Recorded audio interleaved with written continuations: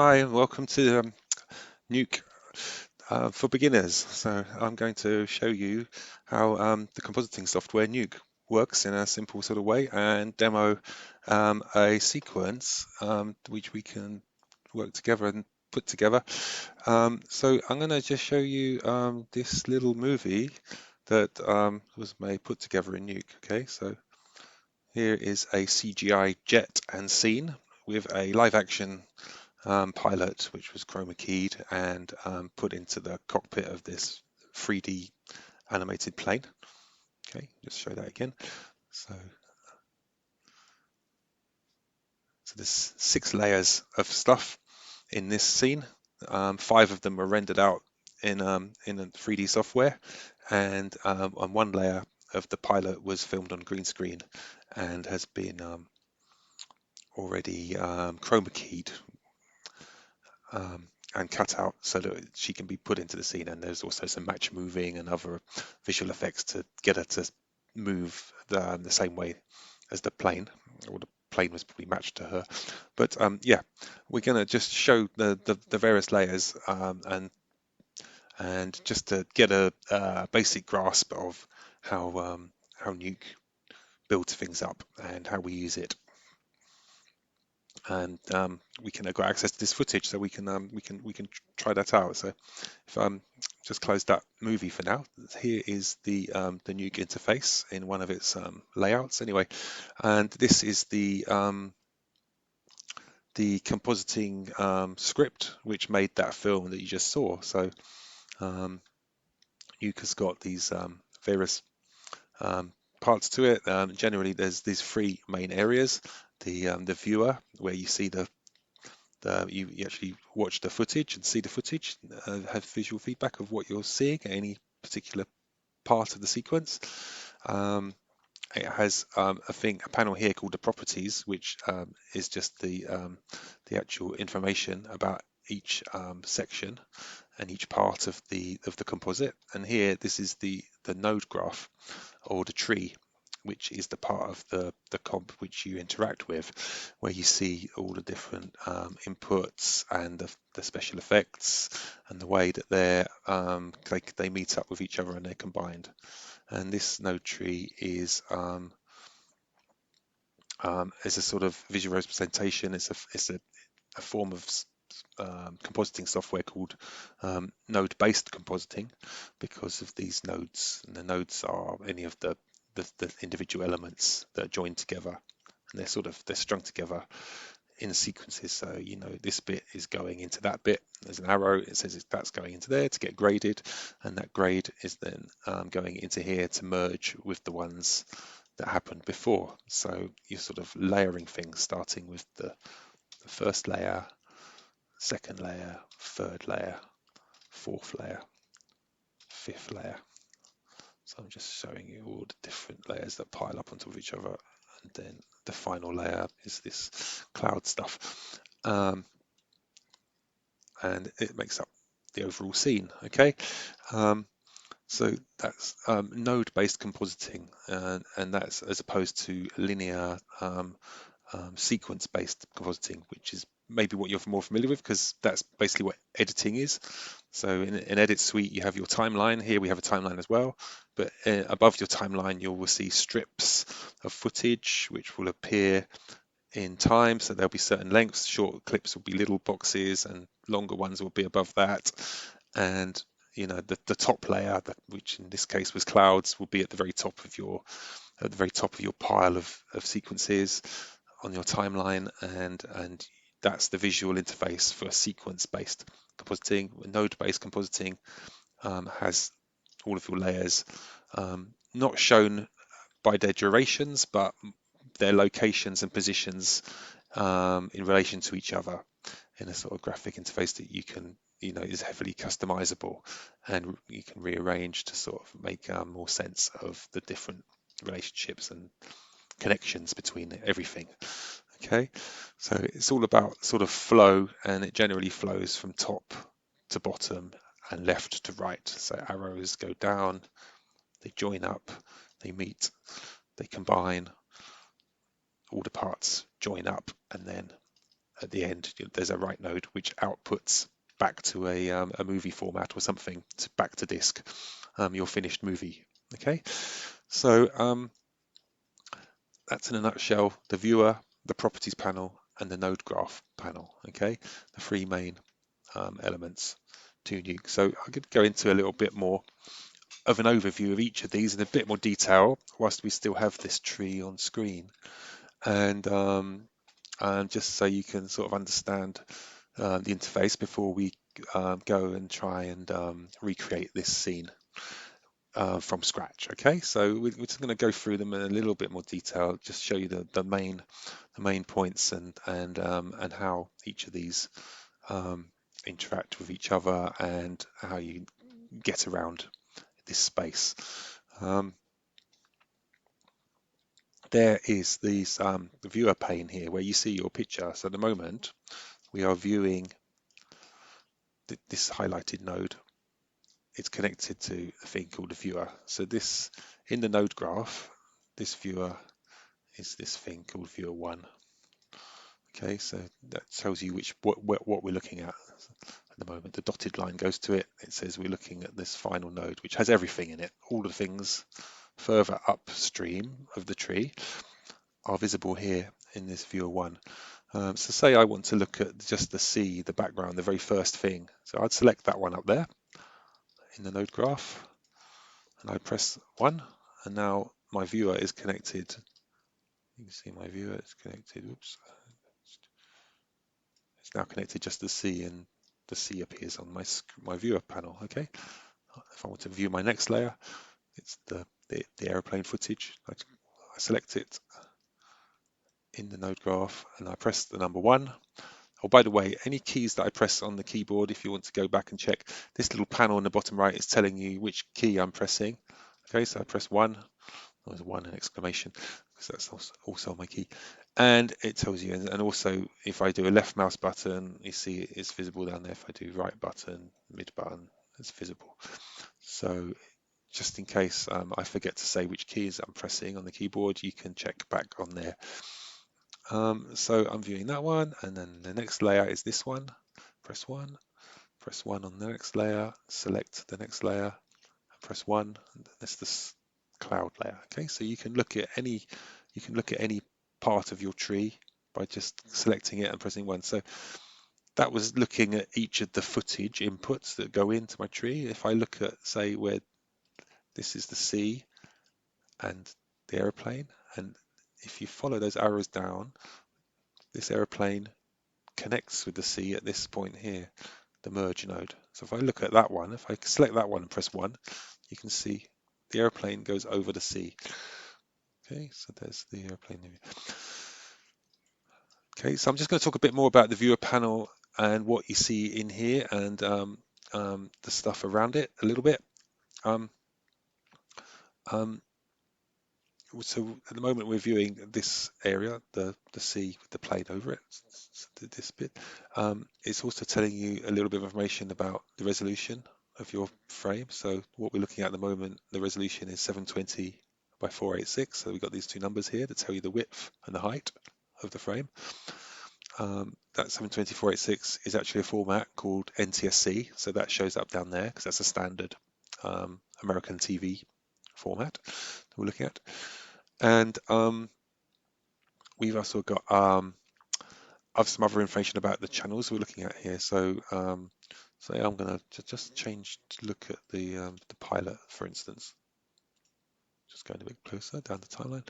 So there's our pilot footage. So she was on a chroma key footage before, but she was keyed out, and up here you can see we're looking at the RGB channels at the moment, which means we're just looking at the color in the picture, but this footage also has an alpha channel. So if we go down to alpha, you can see there's an alpha channel in that picture, and the alpha channel shows us a black and white image. Okay, so we can either look at the alpha, which is invisible otherwise. It's an RGBA picture. You can see that RGBA, but the normally you're only seeing either the RGB, which is the colors, or the alpha channel, which is hidden inside. But because this pilot has been chroma keyed, she has an alpha channel, which lets you cut her out and put her into the scene. Likewise, if I go to the aeroplane, the 3D software also, when I press the letter A, you see up there, press the letter A again, it goes back to RGB. Press the letter A, it gets alpha. Press the letter A again, it goes back to the RGB. Press the letter A, see the alpha. So that footage of the plane, well, not footage, the render of the plane, the 3D render of the plane was rendered with an alpha channel, so we can also cut the plane out. Okay.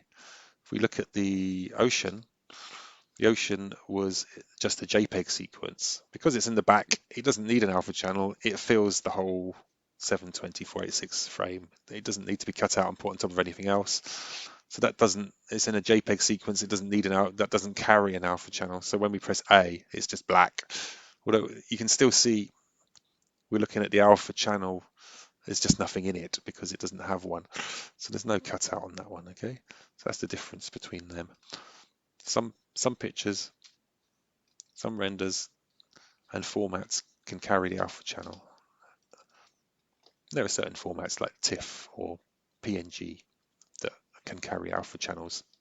Other ones like JPEG, if we look at this footage, we click it in the properties panel, you can see it's a JPEG sequence. JPEGs can't carry alpha channels, they don't need them usually. Okay, so that's this panel up here just tells you which channel you're looking at. So generally we're looking at RGB for the color, but quite often we do need to press A, and you do it by just going on the screen and pressing A, and it lets you look at the alpha channel.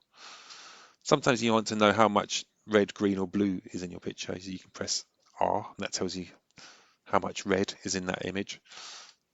Press G, that tells you how much green is in there. You press B, it tells you how much blue is in there. So in this case, it's a fairly good mix of all of them.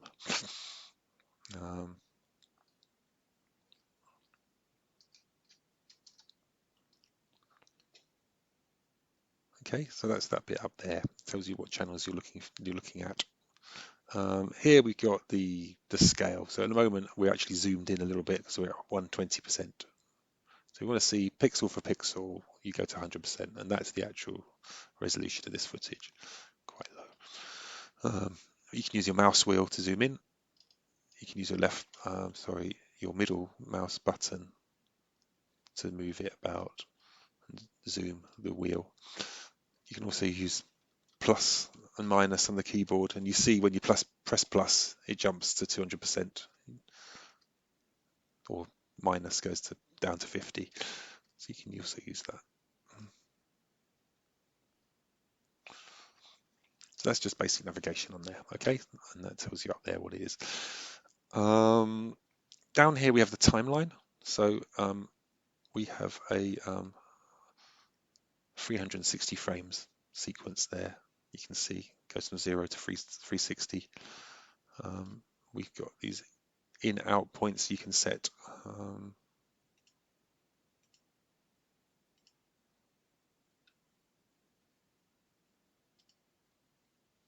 Nothing clears them.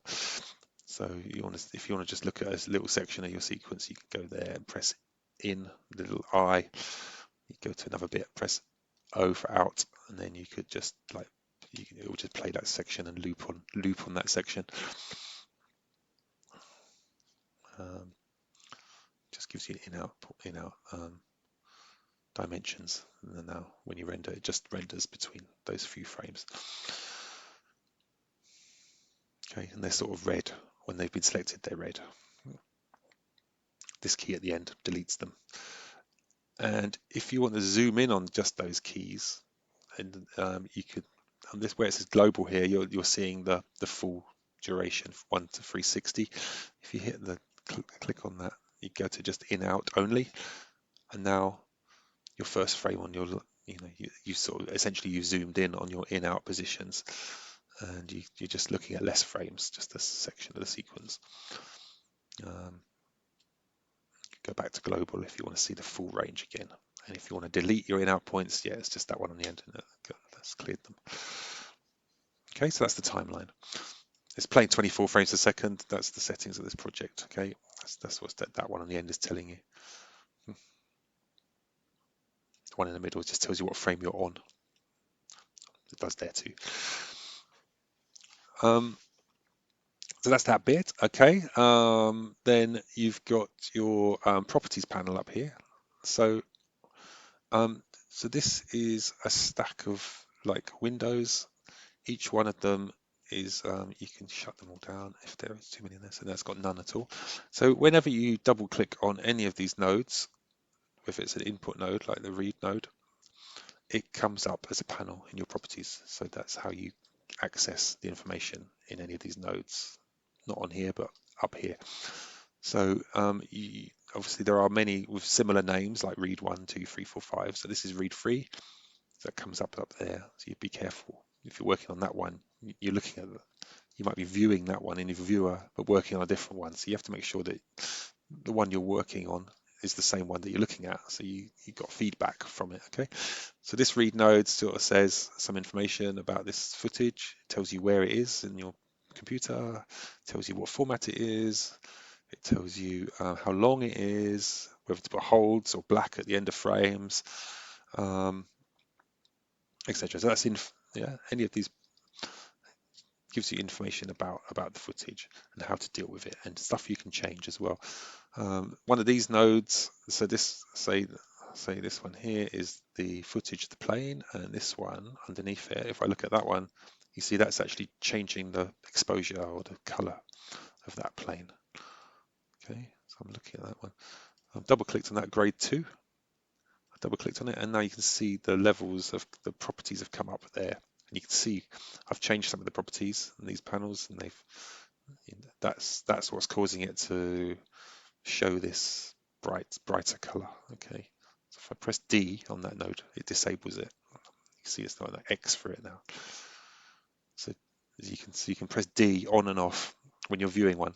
If you press D on and off, you can see what that grade node is actually doing. Okay, you can see it's actually making the footage, when it's off, the footage is dark, and when it's on, the footage is brighter. Okay, so this property tells you that you've multiplied the exposure by 1.23, so that's 20% brighter than it was before. And you've also changed the colors of the red, the green, the blue have all been altered slightly. Okay, and all of these things, these numbers can be modified with sliders and things. So I'll show you that when we come to doing the actual sequence. But anything in a box can be altered by dragging, or with little sliders that go up and down, like a recording studio or something. Yeah. And they're animatable over time as well. So keyframes can be set between one frame and another so that they change over time too. There's also tick boxes for things that can be turned on and off that do different things. And there's also drop-down menus that change things by channel, by other things. So there's multiple ways to interact with the properties of every single node that you put in your tree. Okay, so that's the properties panel, and every time you double click on one of these things, it comes up, and it sort of stacks them on top of each other in history. So you can go back and alter some levels, or you might just think, oh, there's too many there, I'm just going to close them all down and then just work on one at a time. And when you double click, you just got the one there. But they stack up in this side here. Okay, and then that takes us to the actual node graph itself. So this is the visualization of the sort of the different parts of your tree and your composite. And things can be moved around. They can be unattached from each other.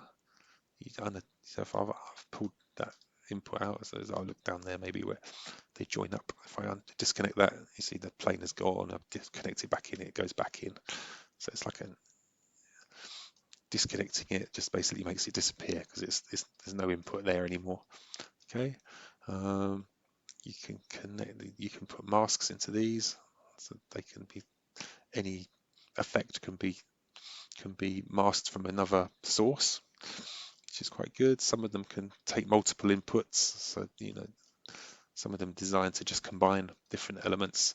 Some of them are just meant to change one input as it goes through.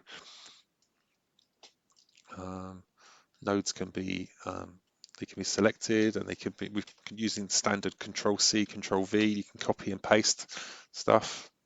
So you can make copies of, if you've made one grade, it needs to be copied, you can copy it to another part of the tree somewhere else.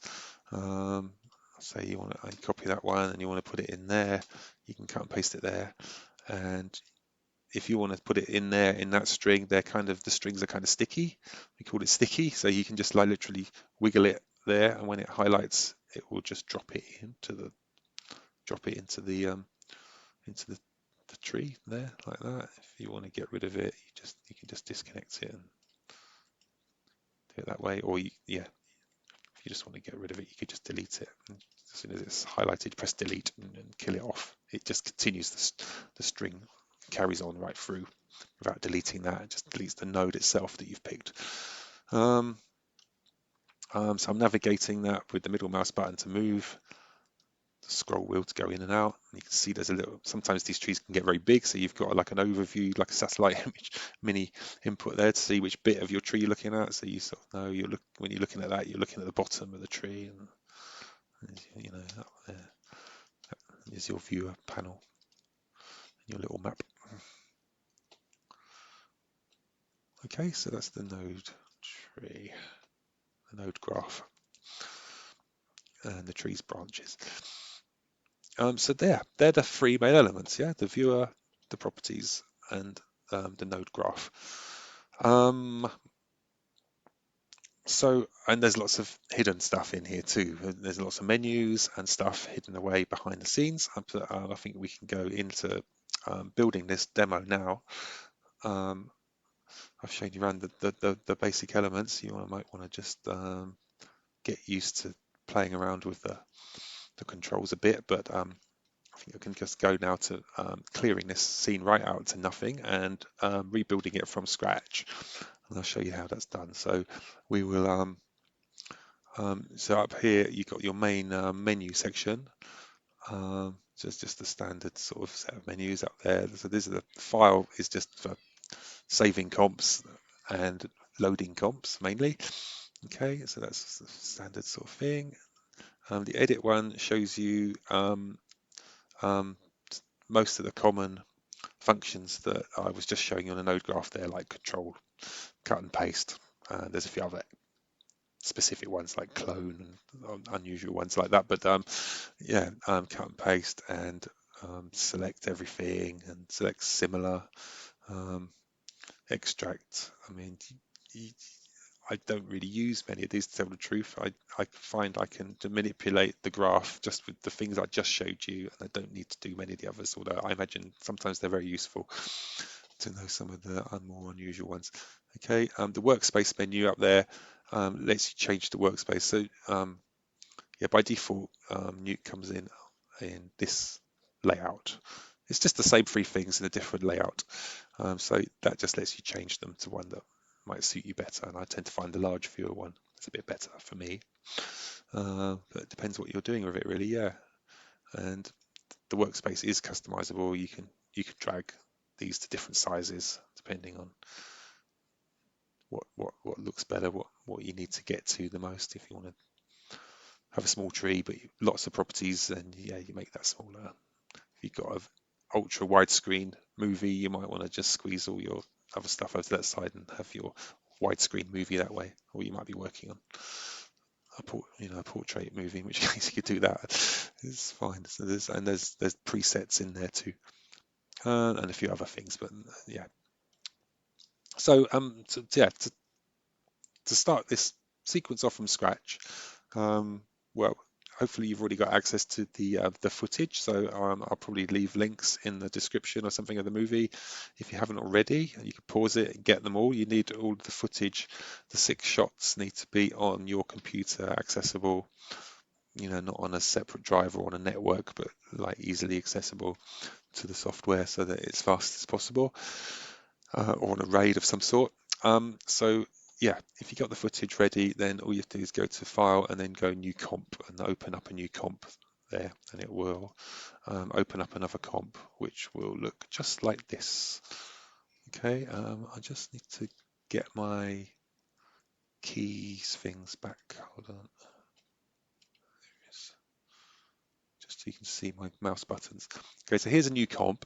So it comes in that format. So I immediately like to change it to the large, go to the workspace and change to the large viewer. Okay. As you notice, one or two things different that aren't quite the same as before. This resolution is the default resolution when you come in. So our little project is not in 2K Super. It's in NTSC, so we're going to change that and just set up the, the software for the project. Okay, so there's a project settings by hitting the letter S for settings up there in the properties panel. As you hit S for settings, you get this project settings come up. It's just a big blank box, but if you scroll down under there, there is some project settings sort of that you can change. So here in the full size format, we're just going to change the 2K to NTSC, okay, with that one. And frames per second 24 is fine. Frame range needs to be longer. So our project is 360, so we just put that 360 in there. So now we've got 360 frames. If you look down on your globals, it's already jumped to 360, your global on your timeline at the bottom there. Okay, so that's just set your project settings to fit this project a bit better. You might want to then go and name your project something, just call it my project name, blah, blah, blah, and the location. Okay, so just call it test one or something. Okay, so that's named and saved, and it does have an auto save. If it crashes, you can usually get back to where you're working in there. So all safe and good and ready to go. So the first thing we do is to get the footage that we're going to work on into our node graph area. Okay, so to do that, we need to open some write nodes. So write nodes, sorry, what am I talking about? Read nodes. Read nodes. We need read nodes to bring footage in and write nodes to move to get them out at the end. So the first thing you need to do is get in some of these read nodes, which will read footage from your computer into Nuke. Okay, so so it's letter R and W for read and write. Okay, so read nodes are letter R. So just click on the node graph area and hit R, and it brings up the browser, Nuke's browser. It's a one-click browser, so you just need to find the location on your computer where your sequences are. So comp sequences for me.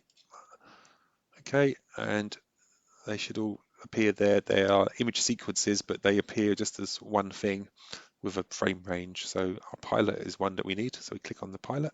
You see a little thumbnail appears there. You can actually scroll through it before you've even loaded it if you want to check what it is down there. Okay, so there's the pilot.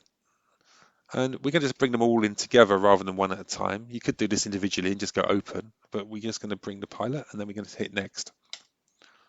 And it's sort of highlighted the pilot, and then we can choose the next one, which is ocean. Okay, you see it there. Next. And then the jet front patch next. The F-15 jet next. The cockpit screen next. And the clouds. And then open. Because that's all of them. All six, should be six of them. Yeah, and they open up like sort of deck of cards spread on your table. And there's all your footage, okay? It's probably come in the order that you selected them, which might not be the order that you want to actually put them together. So the first thing you do is just rearrange them in the order that you want them to be. So you want to start at the top.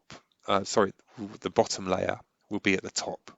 So that's our ocean in this case, okay? So I'm going to select that one with the ocean and just move it up to the top left. I'm going to press the number 1. Press number 1 connects it to the viewer so we can see that footage. Okay, now we see it in the viewer. So there's our ocean, which is the base layer underneath everything. That goes up there at the top. Okay.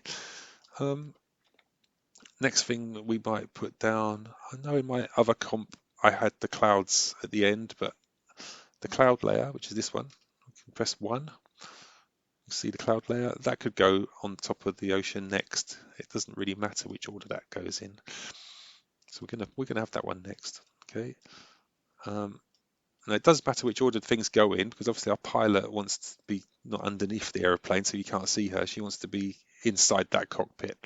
So the next layer would be the aeroplane itself, which I think is this one. If we press 1, you see that's the aeroplane layer. It's got the full plane. It's got this weird black patch, which just shows the inside of the cockpit behind the pilot. It's like a sort of space for the pilot to sit in. Okay, so that's going to go on top of the ocean and the clouds next. Right. Sitting on top of this layer, we're going to put the pilot. So we just find the pilot footage. We can just move these other ones out of the way. You need a bit of space between each of these because you're going to do functions to them. So you need to be able to just clearly see the sequence laid out. So it's up to you how you lay it out, but generally left to right and going down. So you know that this is the base layer. This is the next layer. This is the next layer. Their positions sort of tell you where they are in the sequence. So the next one will be the pilot. So we just put that down there. It's the pilot. So that will go on top of this one, which will be on top of the others. Okay. And then on top of the pilot, we have this sort of patch of aeroplane. It's just part of the aeroplane, not the whole thing. It's just enough to cover the pilot sort of legs up. So it's the plane without the window, basically. It's just partially cover the pilot footage. Okay. And then the very last thing to go on will be the sort of reflections, which need to go over the pilot's head, but sort of look transparent. So that goes on last on top of everything else. Okay, so that's the order that we want to lay them out. So we've got them in the right order. So then we can just literally go around and join them up, put them on top of each other. So I'm just going to zoom in and click on the ocean, press 1 to sort of view it. Okay. And I'm going to then go to this space between the ocean and the clouds, and I'm going to get my first node from the menus. Okay, so the node that we do to use to layer two things up is called a merge node. So there's 3 or 4 different ways to access the nodes in Nuke. The first one is using this visual menu on the left side. So each of these has got a submenu of nodes in it. Okay, and they've all got names like the channel functions. So there's only 5 functions in there to change channels. Channels are these RGBAs. Okay, these are filters. That's the filter menu. There's loads of those, all different things. The most commonly used ones all have a little letter for a shortcut on the keyboard. Okay, and there's what that one's called. Does it say? Does it say? Doesn't it actually say what they're called? If you hover on something, it then tells you what they are. So they always got into useful information. So these are the merge functions. Okay, that rule goes for anything. So anything you want to know what it means, if you hover over it, you're going to get a little yellow post-it telling you what that thing does. Just have to wait a second for it to appear. Okay, my mouse is large, so you can see it, so you can't read them, but your normal size mouse will make it easy to read. So these are transforms that moves things. There's 3D nodes. There's all sorts of stuff. Okay, so that's one way of getting to them. We're looking for a merge node. The other way is to just right-click in the grey area of your node graph. If you right-click in there with your right mouse button, you get the same menus. Now this time they're just written in words. So you see the same ones: the filters, the color corrections, the time manipulation, the menu, image generators, um, roto splines and things, chroma keys, tons of stuff. Okay, transform nodes, loads and loads of effects. Okay, so the one we're looking for is called a merge node. If you can't remember which section it's in, there's another way of finding them. You could hit the tab button. If you know what it's called, the one you're after, you hit the tab button, a little search thing comes up and you just start writing merge. I'm looking for merge. There it is. You can click on it and it appears. Okay. And there's also the shortcut keys for the most commonly used nodes. So I know that merge node is an M, letter M. So I just press M and it appears that way as well. Okay. So right clicking is normally sends you the right way. So merge, you're looking for merge. Oh, there's merge. You see it's merge, but merge is actually um, a sub menu as well. There's also merge in there. It tells you that it's letter M, if you can remember it for next time. Okay, and you get this node appears on screen there. Okay, and a merge node has two inputs when it comes in. Well, it's got this third one as well, but we don't need to use that for today right now. Okay, A and B. A always goes over B. B is B for background. If you can remember it that way, it's quite useful. The C, this node here, is our background. So we just pick up that B, drag it and drop it onto the background that we want.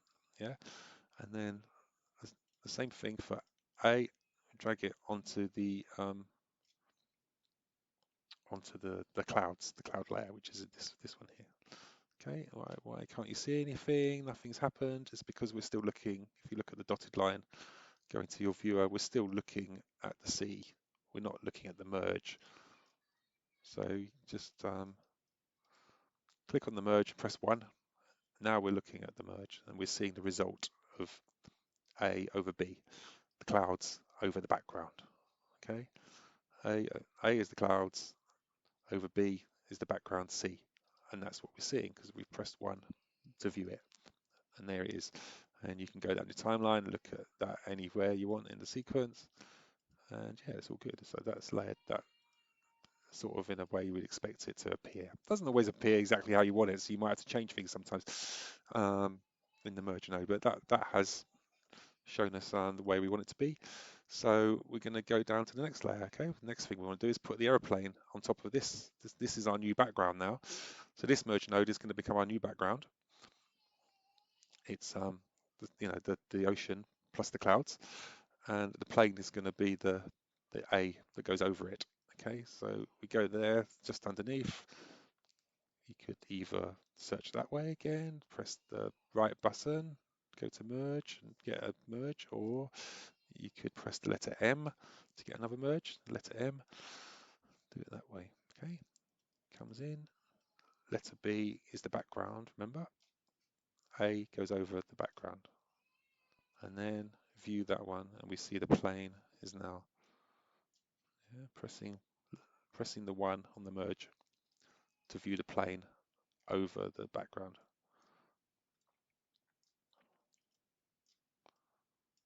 Okay, so far so good. We've got three layers joined together using 2 merges. See, 1, 2, 3 layers using 2 merges, one over the other. Next thing to do is put the pilot into that on top of that plane to begin with, right? Okay. So another way to quickly do the merges is to select the pilot. You always select the A, whichever one you want to be A first, and with the shift down, holding shift on your keyboard with your other hand, just hold the merge. So we've got those 2 selected at the same time now with the pilot first. Then you hit the letter M for merge, and it automatically joins them A, B into that merge. Okay, and you see the results straight away. It actually joins the viewer to it as well, so that's even quicker. Okay, so there's the pilot over the plane. The next layer is the patch to put over the pilot's legs to cover to cover up all of this, which we don't want to see.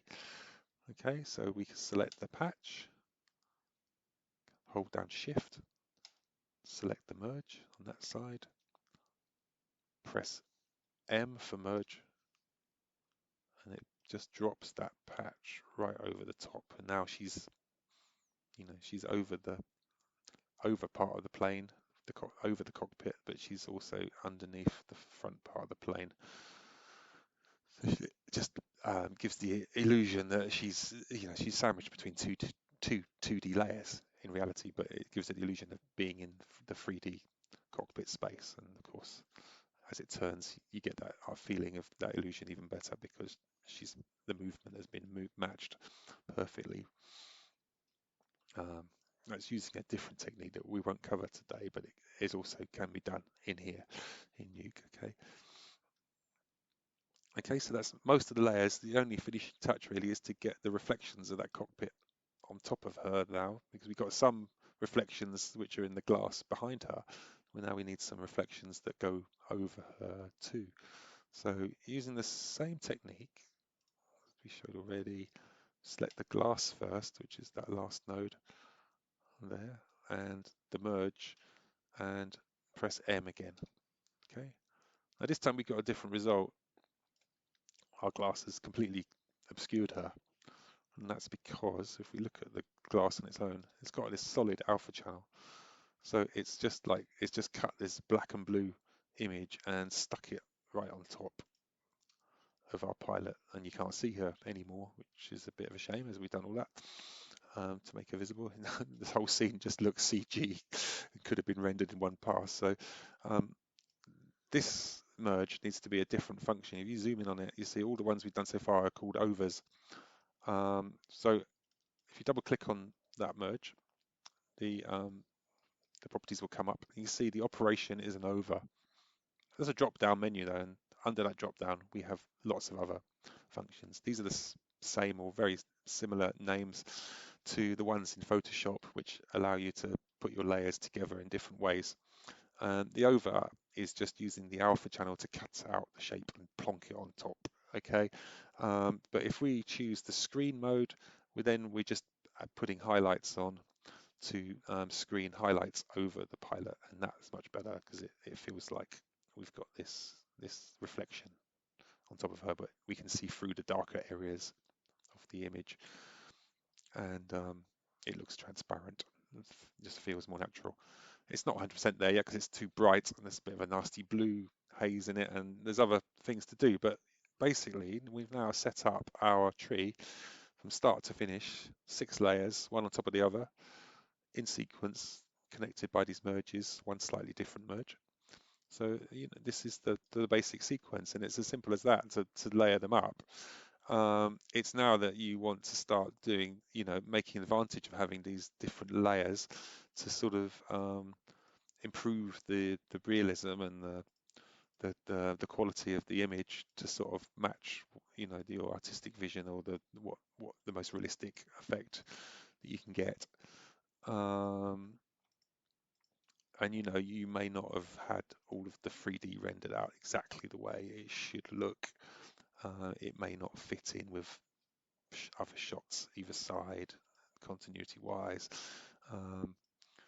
And there's still quite a lot of things that can be done here in Nuke after the 3D has been rendered. Now we have this flexibility of these different layers. So you would at this stage maybe go through your sequence and sort of decide on some changes that you need to make to this sequence to improve it, and there's some immediately some things that you might want to do is like say, right, the overall environment is a bit too grey green. I want it to all be a bit sharper or sunnier, and also I might want to improve the clouds. I, I might want to then to put the clouds in a different color. I might want to take out the saturation of this blue and make it fit the environment better. I might want to make the pilot feel like she's behind a tinted windscreen or something. So that's the kind of thing that we can do in this next stage by adding more nodes into the tree at various stages.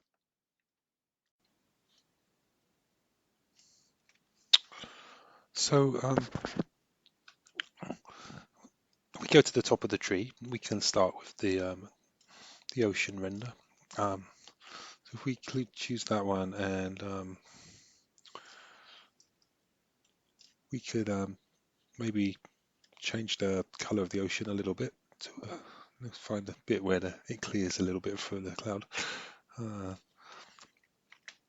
go down there and say we want to maybe increase the contrast or something of the sea. So we can click on that ocean input node and then right click, go to the color menu, and we could, well, let's go to the grade. So you see grade is a G in the shortcuts. So we go to grade node and we've got some controls there. So this is a sort of contrast pool. Maybe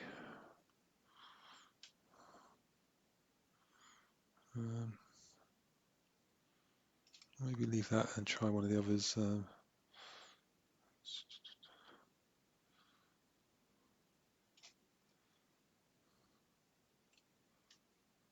Just gonna make it a little bit brighter, I think. This is a little bit brighter on the gammas. So this sort of increased it from 1 to 1.08, and this is a little bit brighter. If we press D, turn it off. So it's just a subtle. And I want to maybe increase the blueness of this frame a little bit. So I want to just affect the blue, not the reds and other colors. I just go down the gamma line, and you see there's a little number 4 at the end there. We click on that one. We can now open the color, the channels RGB and alpha. So now we could bump the blue up a bit, so that it's now a bit bluer than it was, 1.42, but the red and the green stay the same. Maybe could just lower the red a little bit more, so it's a real bluish hue now. Now if I press D, I can see what I've done. I've made the whole background much more blue than it was before. Okay, just to look at some other frames.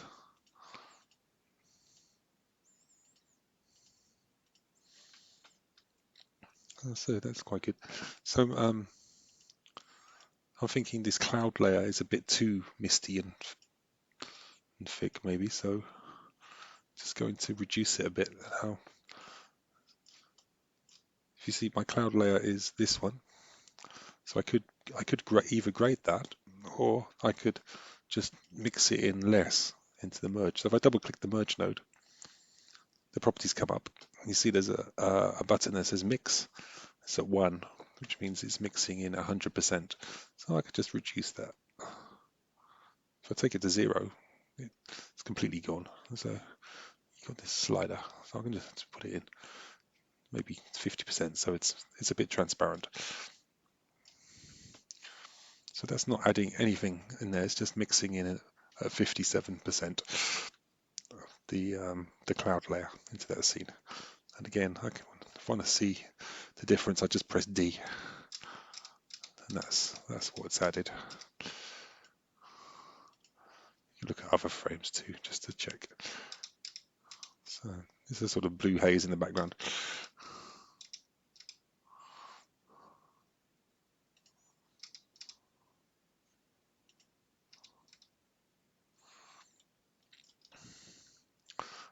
The next layer is is laying the plane down on there. Now this plane is being covered by this other piece of plane. So we have actually 2 separate pieces of plane. So if I want to change the color of the plane, I really need to grade them both together. So what I could do is I could press G and make a grade node, and then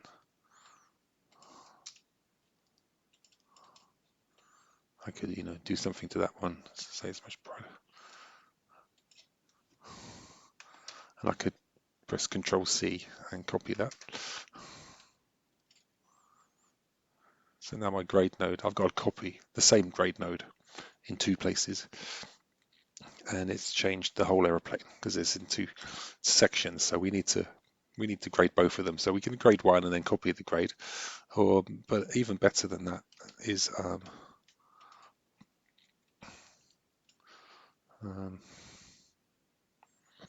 I'm just going to delete that. I'm going to go to this this end, this top one, and press G. So I made a grade node there. I'm just going to sort of grade that front bit first. So I'm just going to make it a bit brighter and maybe change the color in the multiply there. So again, changing the color, you hit the number 4 in the corner, and you can, and maybe it's a bit too green, make it a bit, oh no, it's gone purple, make it a bluer color.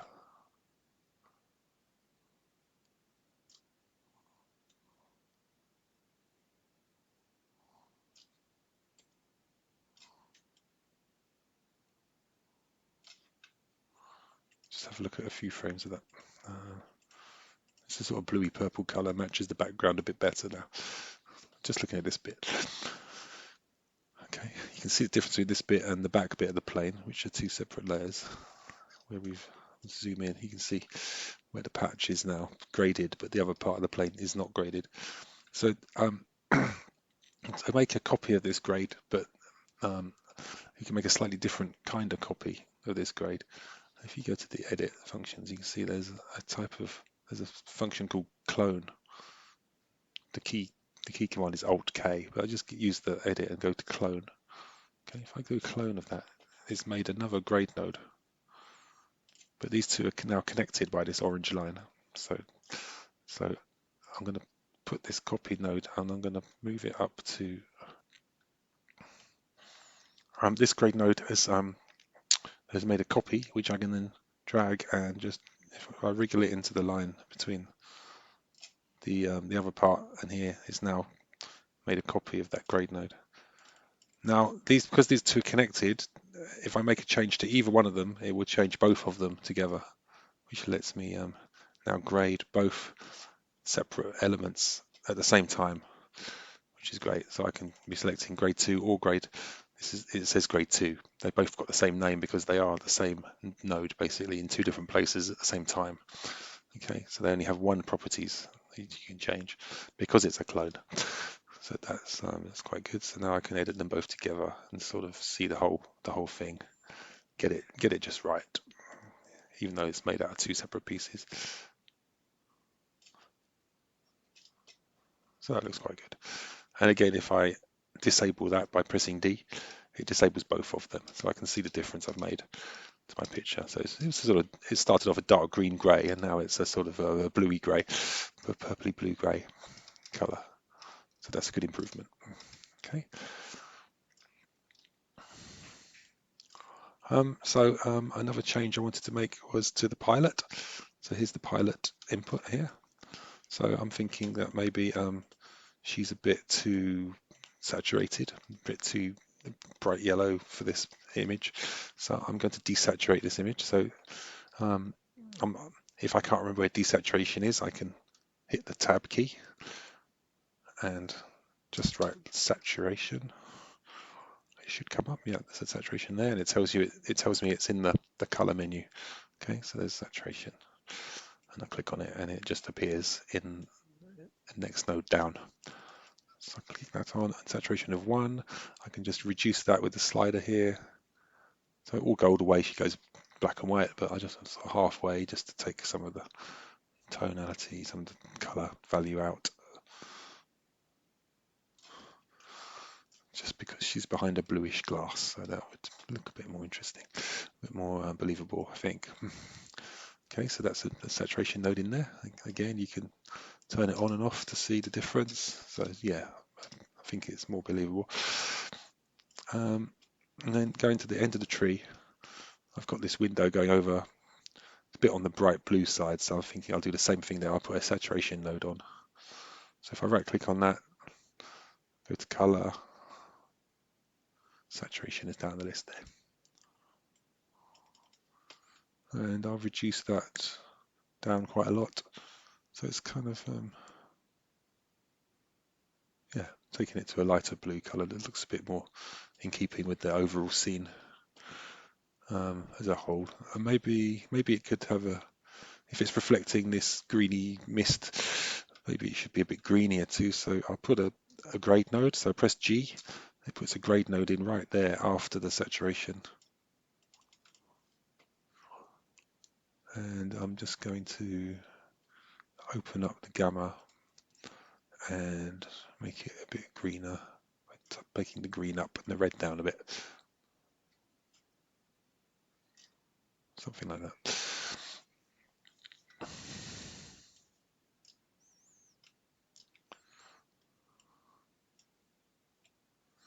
Okay, and you can really just experiment with that, adding nodes anywhere in the process that can do different things. I mean, maybe if you wanted to give the window a frosted glass look, you could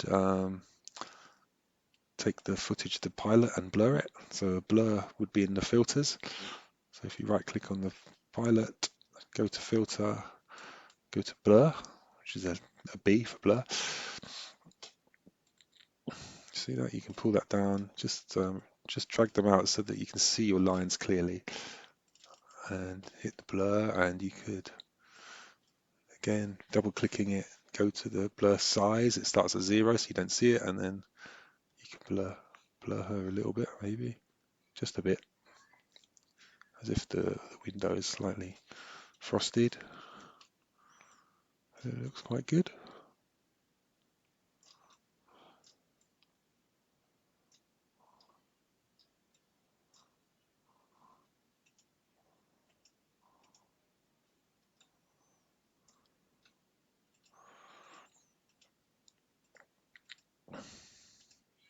And yeah, you can go on and experiment with it. You could try color correcting your mist, maybe you put a grade node there. You could, instead of having a sort of white mist, you could change the color of that. And so review the end node, but double click the grade on the mist, and you could try mixing in a greener color to the mist only.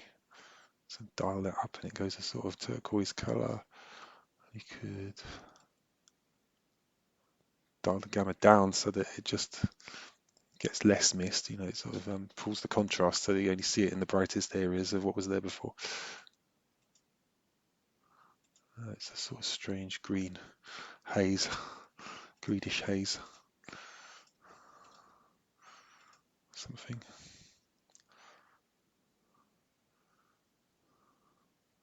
Lots of interesting effects in there.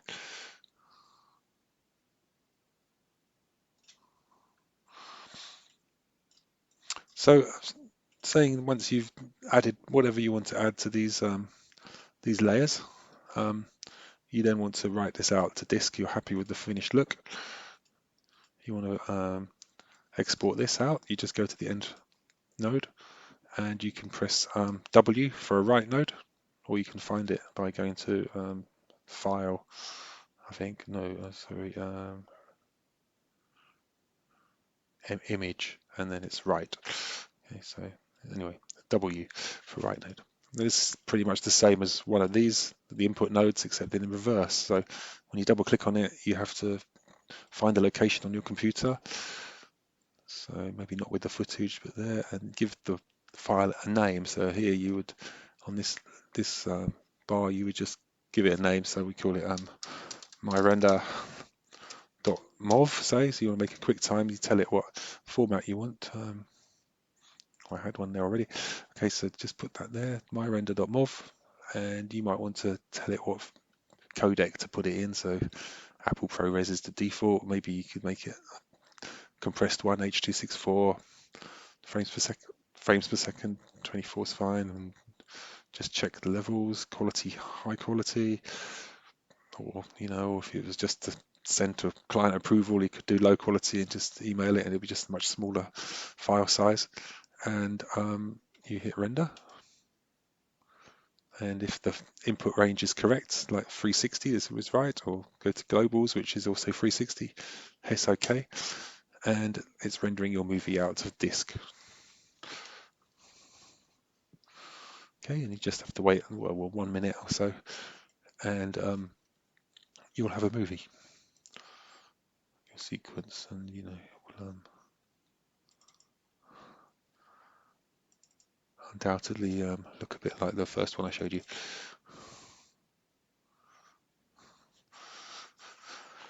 But we've made a slightly different color version of it now.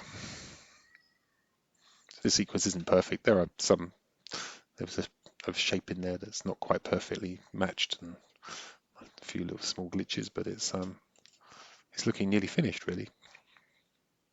There's a little bit of buzzing there, so things like that could be got rid of with a little bit of blur. Although I think this movie is actually playing larger than the actual size, so it could just be that.